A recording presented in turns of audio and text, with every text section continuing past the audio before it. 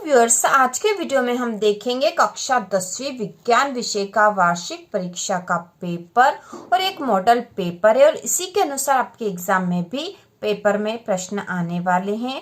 तो शुरू करते हैं। प्रश्न नंबर पहला है, सही विकल्प चुनकर लिखिए। इसमें पहला पीएच स्केल की परास है। तो पीएच स्केल की परास होती है 0 से 14। ठीक है, 0 से 14 के बीच की होती है। अगला है, कार्बन की संयोजकता होती है। तो कार्बन की संयोजकता होती है 4। ठीक है, 4। इसके बाद अगला है, एक अश्व शक्ति में कितने वॉट होते हैं। तो एक अश्व शक्ति में 746 वॉट होते हैं, यह उत्तर आएगा। अगला है, चुंबकीय क्षेत्र रेखाएं होती है। तो चुंबकीय क्षेत्र रेखाएं कैसी होती है, सरल, वक्र, बंध वक्र या त्रिभुजाकार। तो यह बंध वक्र आएगा। इसके बाद अगला प्रश्न नंबर दूसरा है, रिक्त स्थानों की पूर्ति करें। इसमें पहला है, सिरके में अम्ल उपस्थित होता है। तो सिरके में कौन सा अम्ल उपस्थित होता है, तो यहाँ आएगा एसिटिक अम्ल। सिरके में एसिटिक अम्ल होता है। इसके बाद है, गोलीय दर्पण की फोकस दूरी उसकी वक्रता त्रिज्या की होती है। तो गोलीय दर्पण की फोकस दूरी उसकी वक्रता त्रिज्या की आधी होती है। ठीक है, गोलीय दर्पण की फोकस दूरी उसकी वक्रता त्रिज्या की आधी होती है। इसके बाद अगला है, एक आदर्श अमीटर का प्रतिरोध होता है। तो एक आदर्श अमीटर का प्रतिरोध 0 होता है। एक आदर्श अमीटर का प्रतिरोध 0 होता है। इसके बाद अगला है, विद्युत धारा को यांत्रिक ऊर्जा में बदलने वाला यंत्र है। विद्युत धारा को यांत्रिक ऊर्जा में बदलने वाला यंत्र है, तो वह यंत्र होता है विद्युत मोटर। ठीक है, विद्युत मोटर जो है वह विद्युत धारा को यांत्रिक ऊर्जा में बदलता है। अगला है, ओजोन परत को हानि पहुंचाने वाला रसायन है। तो ओजोन परत को हानि पहुंचाने वाले जो रसायन है मुख्य रूप से क्लोरोफ्लोरोकार्बन। क्लोरोफ्लोरोकार्बन। इसके बाद अगला प्रश्न है, एक वाक्य में उत्तर दीजिए। इसमें पहला, रासायनिक अभिक्रिया में भाग लेने वाले पदार्थ क्या कहलाते हैं। रासायनिक अभिक्रिया में भाग लेने वाले पदार्थ क्या कहलाते हैं, तो ऐसे पदार्थ अभिकारक कहलाते हैं। जो रासायनिक अभिक्रिया में भाग लेते हैं वे अभिकारक कहलाते हैं। अगला है, चींटी के डंक में कौन सा अम्ल उपस्थित होता है। चींटी के डंक में कौन सा अम्ल उपस्थित होता है, तो चींटी के डंक में फार्मिक अम्ल उपस्थित होता। फार्मिक अम्ल।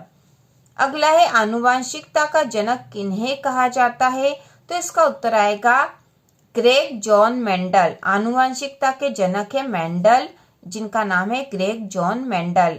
अगला है, समतल दर्पण की फोकस दूरी कितनी होती है। तो समतल दर्पण जो होता है उसकी फोकस दूरी अनंत होती है। समतल दर्पण की फोकस दूरी अनंत होती है।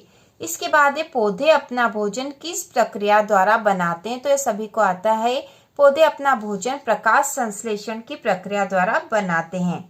इसके बाद जो अगला प्रश्न है वह है, सही जोड़ी मिलाइए। तो इसमें खंड ए में है दे रखा, पित्तरस, ट्रिप्सिन, यकृत, स्वपोषी भोजन और परपोषी भोजन।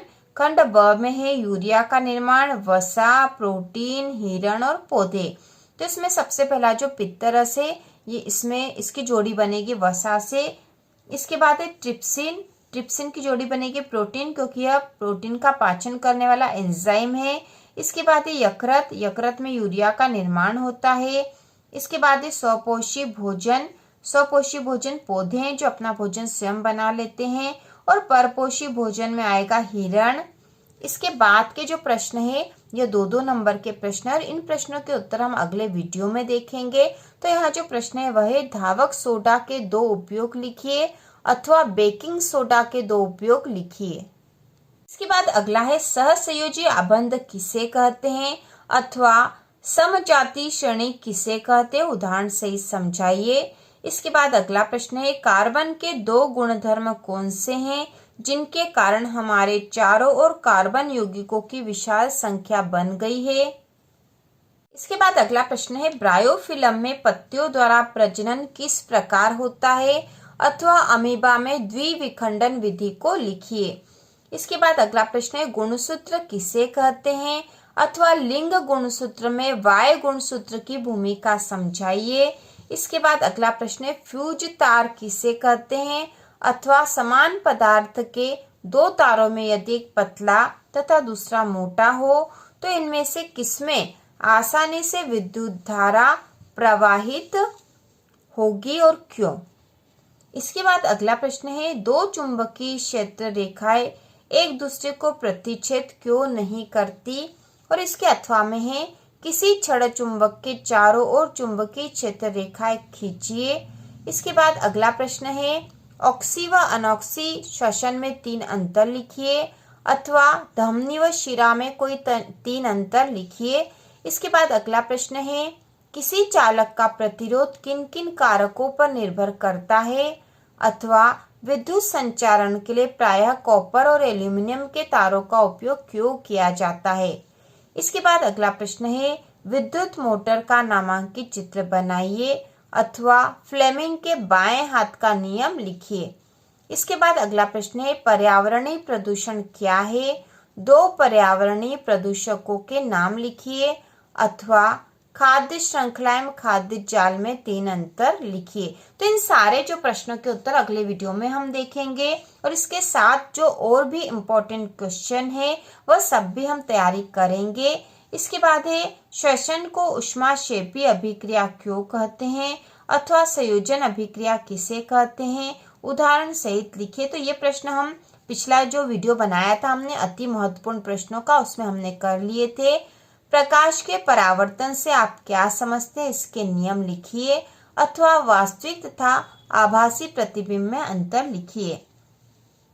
इसके बाद अगला है, प्रिज्म द्वारा श्वेत प्रकाश के वर्ण विक्षेपण को चित्र द्वारा दर्शाइए। इसके बाद अगला प्रश्न है, धातु एवं अधातु के भौतिक गुणों में विभेद लिखिए। तो यह प्रश्न हमने पिछले वीडियो में कर लिया था, जिसमें हमने 10वीं विज्ञान के अति महत्वपूर्ण प्रश्न बनाए थे। तो यदि आपने वह नहीं देखा है तो उसके लिंक नीचे डिस्क्रिप्शन में दे रखी है, उससे आप उसकी तैयारी कर सकते हो। और धातु और अधातु के भौतिक गुणों में अंतर भी देखा था हमने, और रासायनिक गुणों में अंतर भी देख लिया था, जिससे कि कोई भी प्रश्न धातु और अधातु के विभेद से संबंधित आता तो आप आसानी से कर लोगे। इसके बाद अगला प्रश्न है, उभयलिंगी पुष्प की सचित्र व्याख्या कीजिए, अथवा स्वपरागण व परपरागण में अंतर लिखिए। ठीक है, तो स्वपरागण और परपरागण में अंतर वाला प्रश्न भी हमने पिछले वीडियो में कर लिया था, जिसकी लिंक नीचे डिस्क्रिप्शन में दे रखी है। उसके साथ ही और भी महत्वपूर्ण प्रश्न हमने उसमें करे थे, और इसके बाद जो अगला वीडियो बनेगा उसमें भी हम इन प्रश्नों में से जो बहुत ही महत्वपूर्ण है वो सारे ही, और इसके अलावा भी जो महत्वपूर्ण प्रश्न है उसके भी वीडियो बनाएंगे। 2-2 नंबर के प्रश्नों की तैयारी सारी ही कर लेंगे। इसके बाद है, मेंडल ने मटर के पौधे का चुनाव किन कारणों से किया था, अथवा मेंडल के प्रभाविता के नियम को उदाहरण सहित लिखिए। तो यहाँ पर हमने सारे जो महत्वपूर्ण प्रश्न थे इस प्रश्न पत्र में वह सारे देख लिए हैं, और ये एक मॉडल पेपर है, आपके एग्जाम में भी इसी तरह का पेपर आने वाला है, तो इसी के अनुसार आपको तैयारी करनी चाहिए।